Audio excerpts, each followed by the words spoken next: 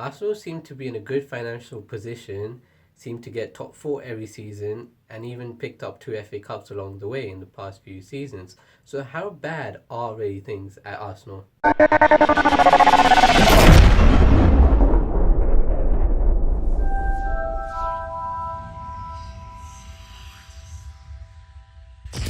Now, in my opinion, Arsenal have dropped down quite a bit.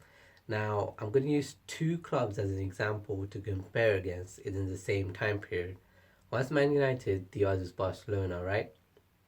In the early 90s, just before Arsene Wenger arrived, right, let's take 1995, Arsenal and Man United were joint second most successful clubs in English football. Liverpool were far ahead due to their success in the 70s and 80s, right? But Arsenal and Man United were on par. They both won roughly around 10 league titles. They won roughly around the same FA Cups. Neither's won the Champions League at this point. Going forward, Arsene Wenger joins the club, takes over. Again, they're pretty much on par.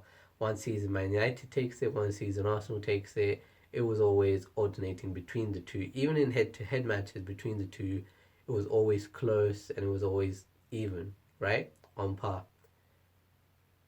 Fast forward that to recent years, recent times. A few years back, Man United beat Arsenal 8-2 in the league. Last season, Man United were plagued by injuries, and Arsenal couldn't even play against the U team, right? The U team outclassed them completely. Okay, that's the Premier League titles, right? Man United have won 20 Premier League titles in total in their lifetime. There were 10 back then, and they've won 10 more now, right? Three of those were under Alex Ferguson as well, I think, right? So they've won 10 back then, and they've won 10 more now. They've doubled.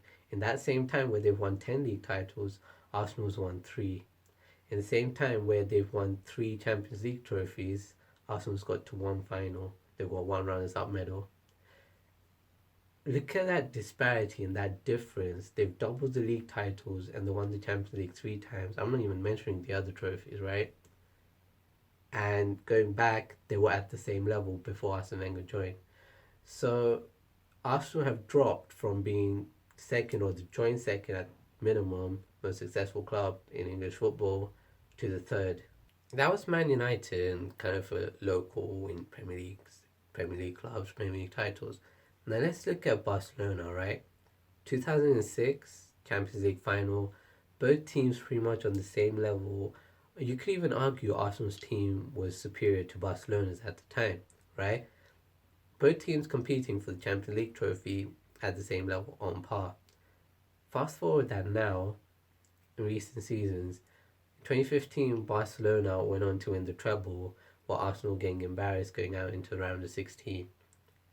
Again, Barcelona destroyed Arsenal on aggregate, right? Look at the result in that 2006 and the way they played there, and look at the result over the 2 games in that season. Fast forward that's okay, right? What I really want to focus on and talk about is this season in the Champions League. Now you look at this season, right? Around the same time in the round of 16, around the same time in the week as well, but day apart. Both teams got destroyed by the opposition. PSG destroyed Barcelona 4-0. Bayern Munich destroyed Arsenal 5-1 again, right?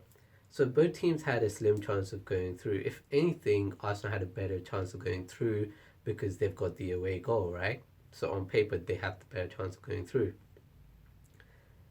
But when those results initially happened, yeah, sure, Barcelona fans were angry, they were upset, people didn't expect it, and all that. But no one was having kind of a crazy meltdown because it's a one off. At clubs like Barcelona, results like that are one off.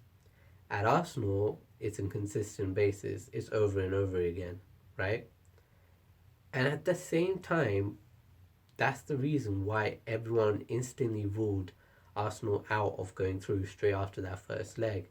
But although a lot of people said it would be difficult for Barcelona, not a lot of people ruled it out and said it was pretty much impossible, right?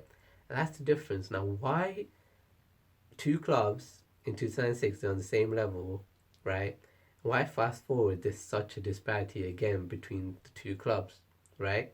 Arsenal are used to getting those results against any club you name, against Liverpool, against Chelsea, against Man United, against Barcelona, wherever, right?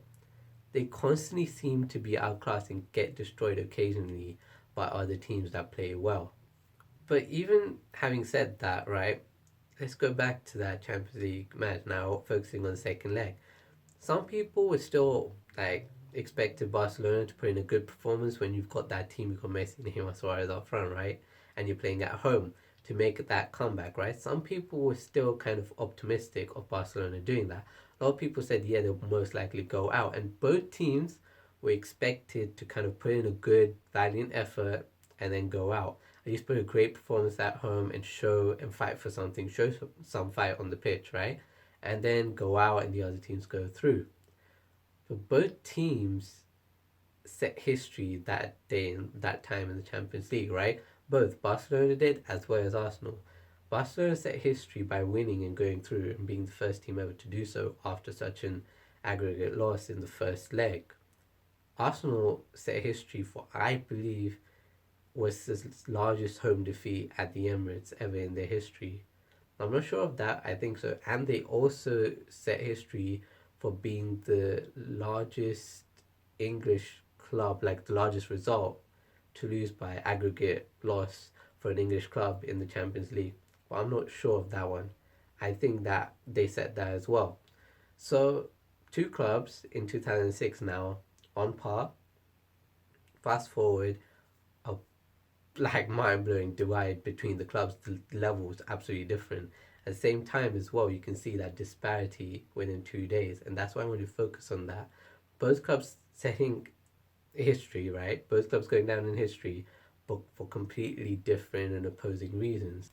But that's Arsenal consistently dropping down from expectations. I mean, people expected Arsenal. No one expected Arsenal to win the match, right? People expect Arsenal to at least put in a good performance, and you're playing at home and show some fight, right? And go out with some pride. They didn't even do that. They didn't even meet those expectations, right? And you can argue, oh, it's against Bayern Munich and this and that. But it's not. It's against Man United. I've shown the difference against Barcelona, the difference against Bayern Munich. Now, it's not just even those clubs. Look at Chelsea. Arsenal competing against Chelsea in the Premier League title, right? In the early 2000s, right? How long has it been? In how many years haven't Arsenal beaten Chelsea at home, at their home, right? At Stamford Bridge. How many years has it been, right? That's Chelsea. Even Liverpool have won the Champions League in 2005. Arsenal haven't even done that. Now, a lot of people and Arsene Wenger supporters, and they bring this point up where they say, well, Arsene Wenger's done so much for the club, and we've won this, we've won that, he's done this, he's done that. If you look at the 10 years before Arsene Wenger took over, we actually won two Premier League titles in that time, right? Two Premier League titles and a European trophy as well. We don't even count that because that can be argued. Let's just leave that. Let's focus on the Premier League trophies, right? We won two in about 10 years before he joined. It's been 12 years, soon to be 13. 13 years since he's won a Premier League trophy. Not two, not three, not one, none, right? So are you really telling me that he's still the right person to take the club forward when before he came we were more successful than we already are under him now? People like to bring up and mention, oh, you won two FA Cups back to back in the last few years. Sure, we did, but those two FA Cups weren't really worth it, and they didn't mean as much as an FA Cup would a few years back in the day, because no main team, no major team, rival team was really interested in that. They were all interested in the league getting the top four. No one was really interested in the FA Cup. That's why it's dropped down below the league, right? Now, yeah, the main reason is because the Premier League's got money and all of that, and the FA Cup doesn't, and this, that. But on the face of it, it's at a low level. How much of a level? Well, we don't know, right? But let's just leave it, it's at a low level. But even within that, competition is only as good as the teams involved in it. and the teams you're competing against in that competition, right? Otherwise, you can win trophies in pre-season against random teams, right? It doesn't mean anything. And those two FA Cups, they were won against Hull City and Aston Villa. So those trophies were only even one. Like, no disrespect to those teams, right? But those trophies were only even won because no other real team was interested in winning that trophy. Because if they were so good at winning that, then why didn't they put in a good performance in the league or even challenge for the league? If they can go and put in that performance in the FA Cup, because it was against lower ranked teams, lower ranked opposition, right? And that's what Arsenal have always done well. They've always done well against lower ranked teams, but when it comes to anyone half decent, they can't do anything. Now, a lot of fans, a lot of people hold on to the Invincibles. They were great, but people need to stop holding on to that Invincible season. I mean, the Invincible and winning the season unbeaten, it's not a trophy, right? But I'm going to say this, it's not a trophy, but if you want to compare it, I think it compares down. This is my opinion, right? Yours are all different. But for me, winning the Premier League unbeaten is equal to winning a season, winning a treble, right, in that season, and adding a Champions League for the next season on top, right? So for me, going a season unbeaten is equal to that. It's great, but it's not a trophy. I mean, okay, ask this question: would you rather have win the season, winning the treble and a Champions League on top, or just a treble, or just a double, or winning a league unbeaten? Which one? Now that brings me to the fan and the fans' mentality that's changed and kind of been transformed or forced to change, and they've been brainwashed into accepting, yeah, top four is a brilliant achievement, yeah, it's like a trophy, right, by Arsene Wenger and Arsene Boyd and all of that, right? And a lot of fans are now happy finishing in the top four. A lot of fans are happy just finishing above Tottenham. I mean, I even saw a video a while back. Now, I don't know how real, how legit that video was, right? But in that, basically, a lot of Arsenal fans were interviewed and they were given a choice between winning a certain number of trophies or seeing Tottenham kind of being relegated or whatever, right? And the majority actually picked Tottenham and kind of Tottenham going down to whatever, right? In my mind, that doesn't make any sense. How can you pick your rival team going down when you have a choice of you winning trophies and going up and achieving something? I mean, how can you be happy just sitting there with that? I mean, I don't get that. And that wasn't around back in the day. Back in the day, whatever it is, title, trophies, that's what you want. You want success. Doesn't matter what they're doing. Yeah, they're your rivals, whatever, right? But your goal is titles and trophies, not just, yeah, let's finish it above them as a successful season. So putting all of that together, how far have Arsenal really dropped then? Well, they've gone from being the second most successful club in English football to the third most successful club. Okay, one position down, so it doesn't look like it's too bad. But if you look deeply and analyze that, look at the trophy difference, you'll see there's a massive difference. It's a massive drop, right? Moving on, Champions League, even Liverpool's won that in the same time period, and Arsenal never done that, right? Other clubs all around Arsenal, Man United, Liverpool, Chelsea, even Man City, even Tottenham, right, have all taken strides forward and improving consistently, while Arsenal is just staying there. In fact, they're not even staying there, they're actually dropping down year after year. Even before Wenger joined, Arsenal were title winners. They won 10 league titles, right? So Arsenal have gone from title winners to title contenders to title challengers to top four to top four contenders to now top four challengers, right? Now, some people ask me when I say that, well, what's the difference between contender and challenging for it? I mean, surely it's the same thing. Maybe for some people it's the same thing, but for me, the difference is if you're a contender, you're expected to be there, you're expected to be around there and contend that space. So if you're contending top four, you're expected to be in the top four and around the top four, right? If you're challenging for it, you're kind of an outsider who no one really expects to be there and to be in the top four anyway, around the top four, right?